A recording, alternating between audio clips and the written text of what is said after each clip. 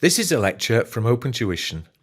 To benefit from the lecture, you should download the free lecture notes from opentuition.com. Okay, well, let's go through chapter 2 of the paper P1 lecture notes on activity-based costing.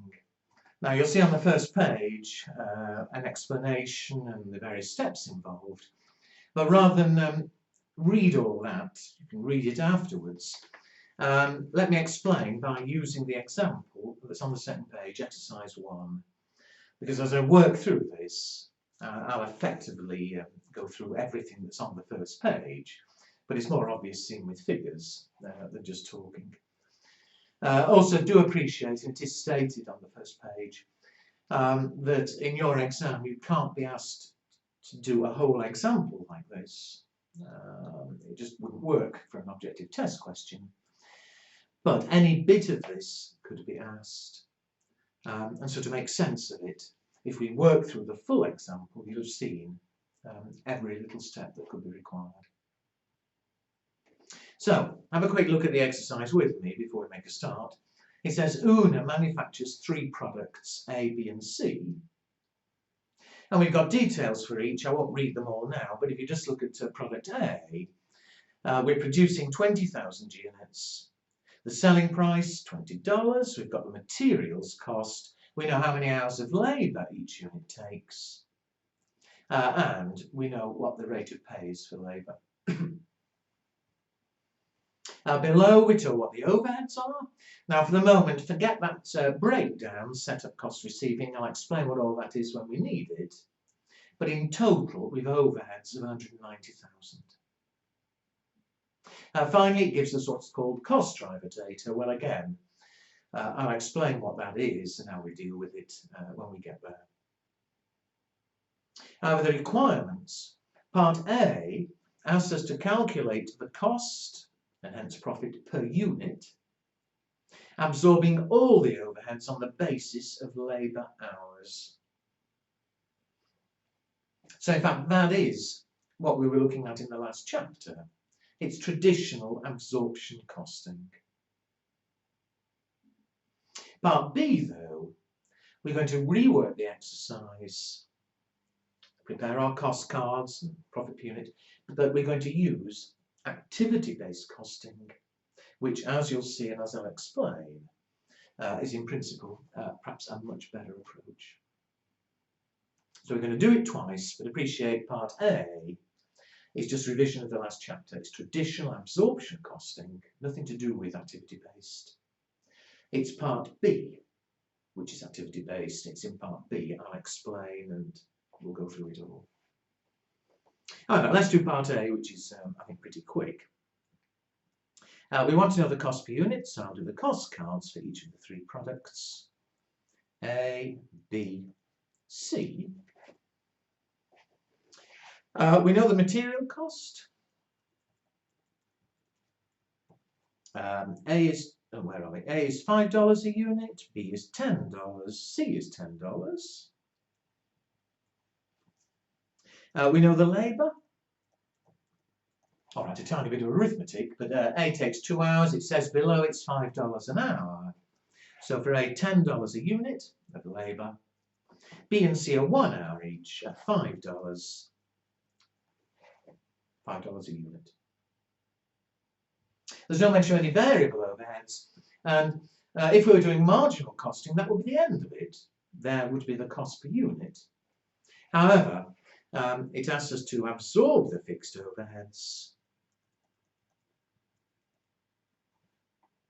So to get the full absorption cost, well, we've got to bring in the fixed overheads per unit. And again, part A, he says absorb all the overheads on the basis of labour hours. And so, I'll come back, that's to do my workings. To absorb them, we know what the total overheads are. 190,000. We're absorbing per labour hour. Oh dear, oh dear. And so we need to know the total hours we're working. And how many are we working? Well, product A, we're making 20,000 units, and each one takes 2 hours. So we're working 40,000 hours on product A. Product B, we're making 25,000 units and each takes 1 hour. And product C, 2,000 units, again, each takes 1 hour. And so in total, we're working how many? 67,000 hours. And therefore the overhead absorption rate, 190,000 charged over 67,000 hours comes to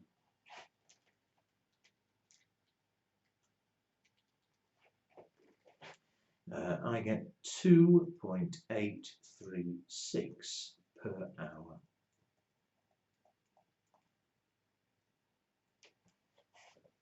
Or 2.84 if you prefer. So there is our absorption rate. Now we can go back and finish the cost cards, charging the overheads at $2.80 per hour. So for product A, it's 2 hours at, I've forgotten the rate already, 2.836.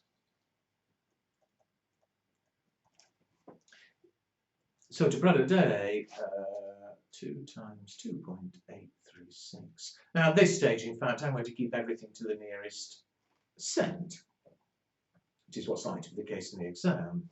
To the nearest cent, I get $5.67 per unit. Products B and C, it's 1 hour of labour, so 2.836, it's 284, again to the nearest cent. Which gives us a full cost, or an absorption cost per unit, for A of $20.67, for B $17.84, and for C $17.84. No problem. There's the cost. The question here also asks for the profit. Well, we know what the selling price per unit is. They all have a selling price of 20.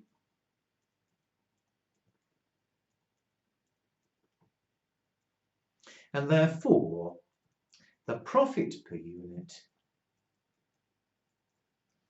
product A, we're actually reporting a loss of 67 cents. Product B and C, a profit of, I think it's $2.16.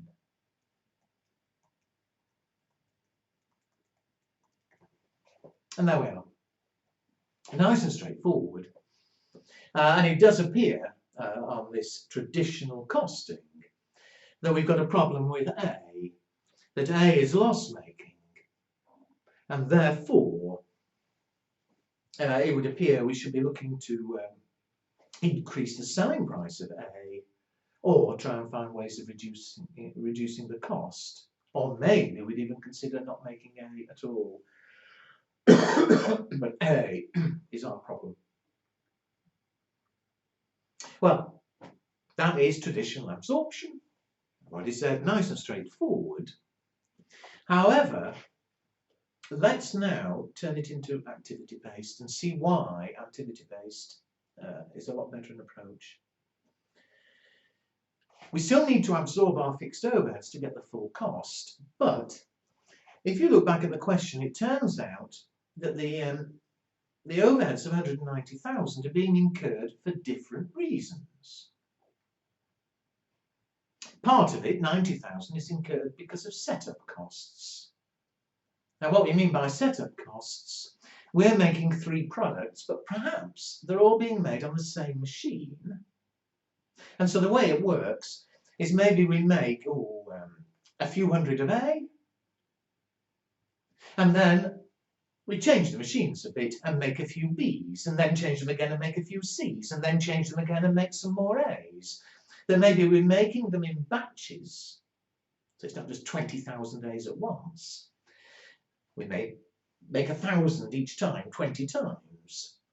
But every time we change the machines, machines for the different product, we need to reset the machines, and perhaps we've got 5 men whose job it is to reset the machines, and we're paying them in total 90,000.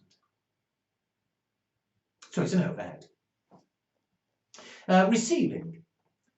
We've got lots of material coming in. We're using material for the products. Perhaps we've got several employees sat in a room receiving the material, checking it in. Perhaps 3 people paid 10,000 each. Or maybe there's a bit of cost to their office and so on. But one way or another, we're spending 30,000 overheads on checking in the material. Dispatch. When we've produced goods, we need to get them out of the factory. And maybe there's a cost involved in getting them out of the factory, whether it's the cost of the staff or the cost of, again, their office or whatever. There's several costs involved, but in total 15,000. And finally, machining. Our last overhead here, we're told, is machining. The cost of running the machines to produce those 3 products. Well, in the traditional absorption, we weren't interested in the breakdown. We just took the 190. We charged them all here on the basis of labour hours. What we do with activity-based, I think you'll see is immediately a better idea. We'll look at each overhead separately. And for each separate overhead, we will absorb it, but we'll absorb it in whatever seems the most sensible way for that particular overhead. Let me show you what I mean. So this is part B, appreciate.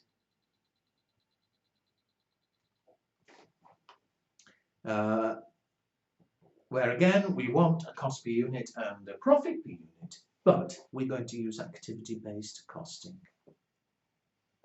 So we'll set up our cost cards just like we did before. And so per unit, materials, this isn't affected. Each unit of A, it's the same question, appreciate, it's $5.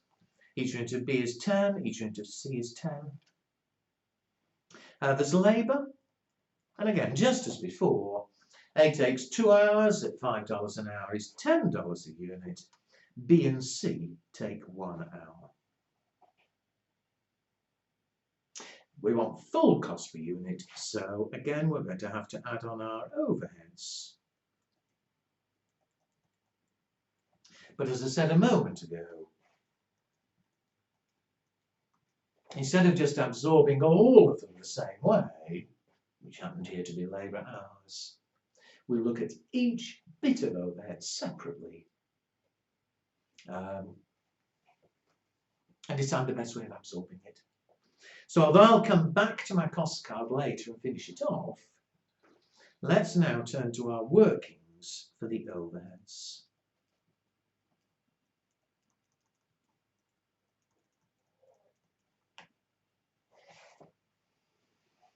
And watch me carefully. We've got 190,000 to absorb, but we're going to do each one separately.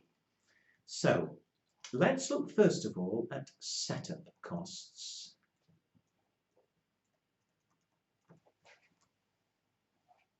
So forget the others for the moment. In total, we're spending 90,000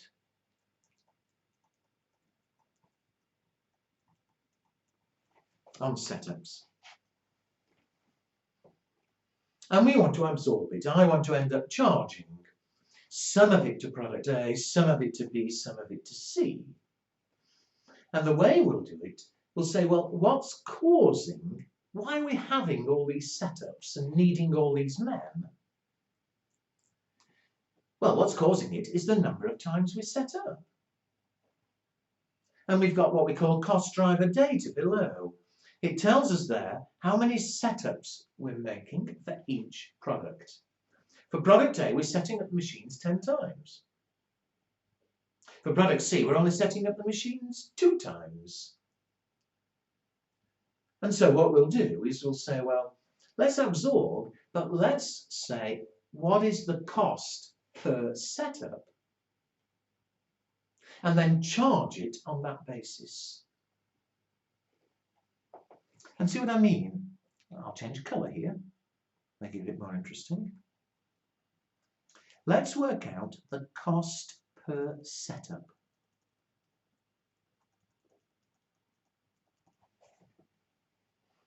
We know how much we're spending in total, 90,000. How many setups are we making? Well, we're setting up 10 times for A, 13 times for B, 2 times for C. So in total, 10, 13, 2. If you add up, it comes to 25. So we're spending 90,000 on these men who do it. They're setting up machines 25 times. And so absorb it, and it's costing us 90,000 divided by 25. It's costing us 3,600 each time. Well, now let's charge our products. With 3 products, A, B, and C. I'm going to charge them at 3,600 a setup. So in total, A needed 10 setups. And at 3,600 each time, that's 36,000. B needed 13 setups. At 3,600 each time, it comes to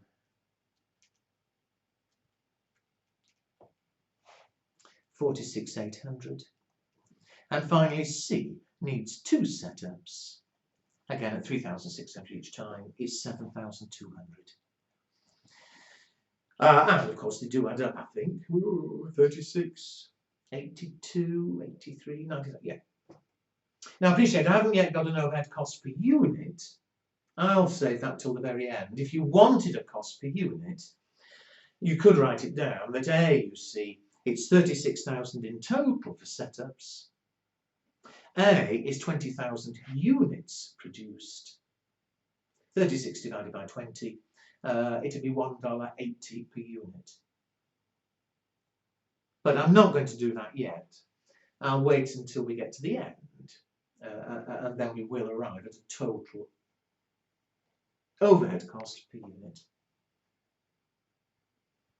So let's carry on the same way with all the overheads.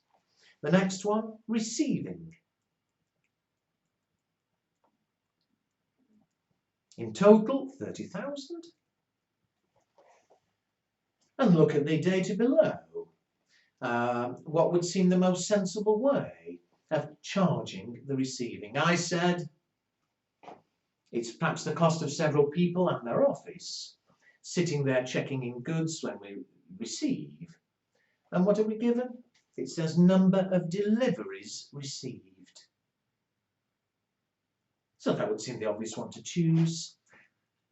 And so let's work out the cost per receipt.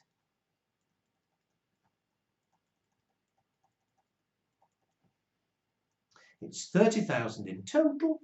How many receipts are there? 10 plus 10 plus 2 is 22. 30,000 divided by 22 is 1364.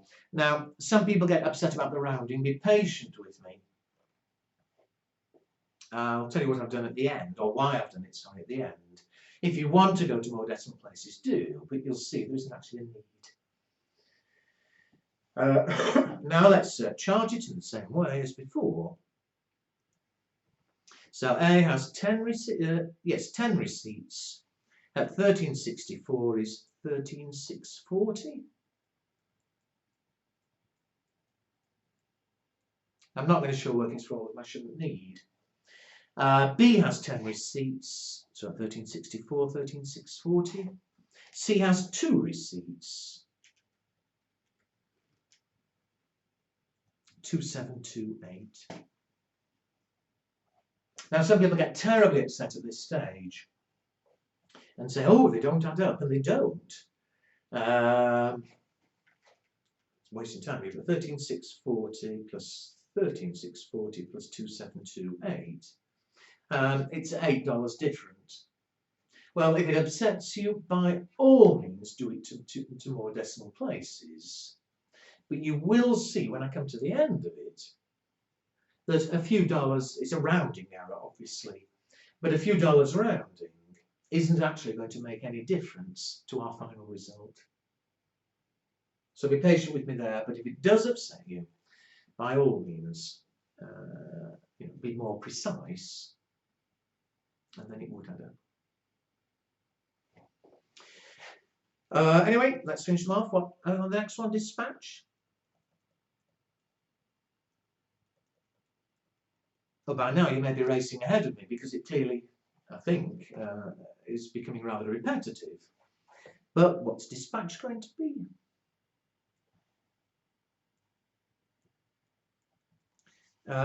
Oh, sorry, I haven't checked, but yeah, I think very obviously from those the information below, the number of orders dispatched, that is the way we're going to absorb them. Calculate a cost per dispatch. So the total expenditure, 15,000. In total, 60 dispatches. So the cost each time, 250. And here I certainly shouldn't need to show any workings, but the total cost, which I haven't written down, of 15.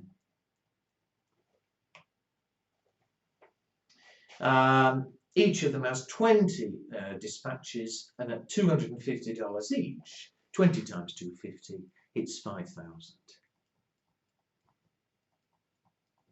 Now, I'm not stupid, because they all have the same number of dispatches, I could have just divided by 3 and put 5,000 straight away. But it's, I said at the beginning, although you cannot be asked to do a complete example as an objective test question, any one bit of this could be asked, or in different questions, different bits. If you were asked for a cost per dispatch, obviously you need to work out that 250. Anyway, just one left here. Machining. The cost is 55,000. And how are we going to absorb? Well, again, on the information available, I don't think there's any choice. We'll have to do it on machine hours. I can't spell machining, I've just noticed. We'll have to do it on machine hours. And so we'll work out a cost per machine hour.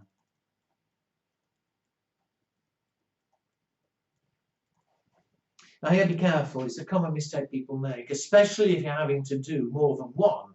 You know, we've done 3 here, and there's a danger your brain stops thinking. What too many people do, and don't, if you're copying this down, don't copy this bit for the moment, because it's wrong, but they do it just like before, and they say, oh, well, it's 55,000 in total. How many machine hours? 2 for A, 2 for B, 2 for C. They divide by 6 and off they go. Well, think about it, if, especially if you were racing ahead and did that. That's wrong. We are going to absorb over machine hours, 55,000. We're going to divide by machine hours. But the total machine hours aren't 2 for A, it's 2 hours per unit. And so we have a bit of workings to do. If I wanted a cost per machine hour, we need to know how many machine hours in total there are going to be. And so I do need a bit of workings. You see, product A, there are 20,000 units. Each one is 2 hours machine time. Product B is 25,000 units being produced. Each one of them takes 2 hours, which is another 50. And product C, 2,000 are being produced, again, 2 hours each, a total of 4,000. So in total, we're working 94,000 machine hours. So it's the same principle as the others, but clearly it takes a few seconds longer. But it does mean that therefore we need to charge at the rate of 55 divided by 94.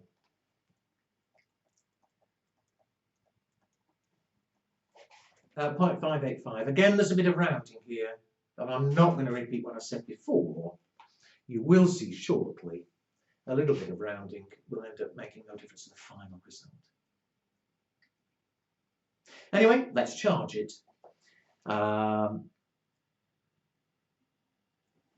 So to product A, it was 40,000 hours. Well, at 0.585 per hour, product A in total is charged with 23,400. Product B, 50,000 hours. Again at 0.585, 29,250. Product C, 4,000 hours. At 0.585 per hour is 2,340. Again, we've got a bit of rounding there. It doesn't quite add up, but again, you will see why shortly. I am not particularly bothered. If it upsets you, do it to more decimal places. Of course, then it will add up. All right, we've now done all of them. So let me just remove those workings now. You can replay the video if you lost them. It's getting messy. But as a result, we can add up and get the total overheads that go for each product. So you better check my addition here, but for A, 36,000, 13,640, 5,000, 23,400. I think it comes to a total of 78,040. For product B, 46,800 plus 13,640 plus 5,000 plus 29,250 comes to 94,690. And finally, for product C,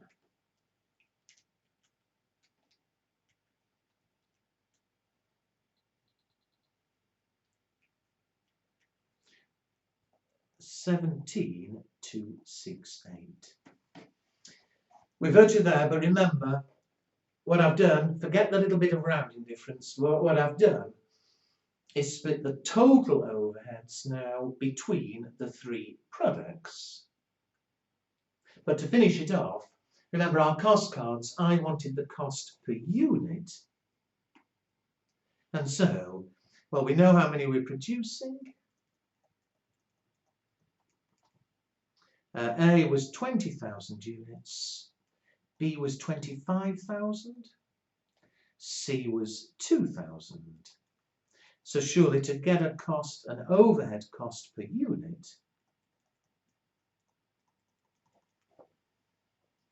if A costs 78,000 for 20,000 units, simply divide 78,040 divided by 20,000 comes to $3.90. Similarly for B, 94,690 in total, divide by production of 25,000 comes to $3.79. And finally for C, 17,268 divided by 2,000 comes to $8.63. And here, I think you can now see why I wasn't too worried about the rounding earlier. Because the cost cards, usually, unless you were told differently, we do to the nearest cent. Because of this dividing, you know, the 78,040, even if it should have been a few dollars higher or lower, when we come to divide to the nearest cent, it's not going to make any difference. Well, now we can finish it off. Go back to our cost cards. To A, it was £3.90. To B, I'll check in a minute. I think I remember right. I think it was £3.79. Let me check because I can't remember what C was. Yeah, B was £3.79. C was £8.63.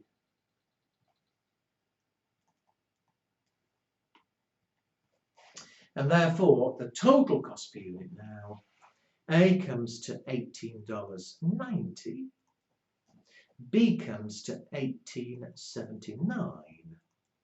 And C comes to $23.63. If we were only asked for the cost, that would be it, but it does say the cost and therefore the profit per unit. Well, no mention of the selling prices being different. They were told us in the first table, the selling price per unit is $20 for each of them. And so on this approach, A's making a profit of $1.10 per unit. B's making a profit of $1.21. And C is making a loss of $3.63. And so what's happened? On a traditional approach, we said earlier, every question is different, but in this particular question, it was A we were worried about. B and C were nice and profitable.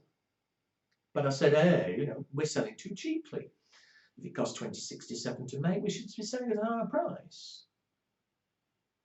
It turns out, in fact, on an activity-based approach, that A isn't a problem. A is making a profit. B's making. C is the problem. It's C where we're selling too cheap. At a selling price of 20, it is loss-making.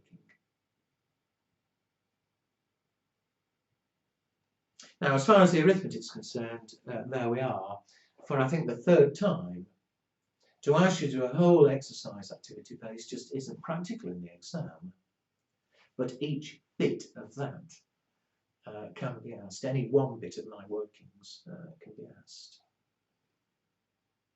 Now, I'll stop this lecture here as it gets too long, but I will come back with a second lecture where we'll just discuss the effect of it, the relevance of it, because for the exam it's not just purely numbers that you need. So I'll pause there, but then, as I say, I'll come back immediately.